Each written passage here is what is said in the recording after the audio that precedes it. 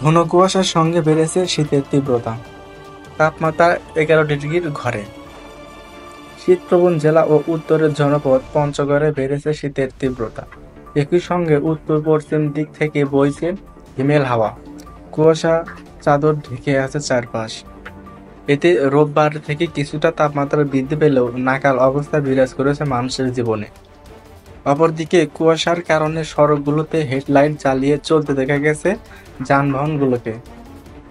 সোমবার অর্থাৎ 12ই জানুয়ারি সকাল 6টায় পঞ্চগড়ের তেঁতুলিয়ায় তাপমাত্রা রেকর্ড করা হয়েছে 11 ডিগ্রি সেলসিয়াস।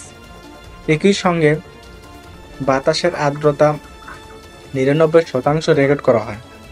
এর আগে রোববার অর্থাৎ 19ই জানুয়ারি সকাল 9টায় দেশের মধ্যে সর্বনিম্ন তাপমাত্রা পঞ্চগড়ের তেঁতুলিয়ায় তাপমাত্রা 7.9 ডিগ্রি সেলসিয়াস রেকর্ড হলেও দিনের সর্বোচ্চ তাপমাত্রা 10.8 ডিগ্রি সেলসিয়াস রেকর্ড করা হয়। এর আগে শনিবার একই সময়ে এখানে তাপমাত্রা রেকর্ড হয় 10.8 ডিগ্রি সেলসিয়াস। এদিন দিনের সর্বোচ্চ তাপমাত্রা ছিল 22 ডিগ্রি সেলসিয়াস।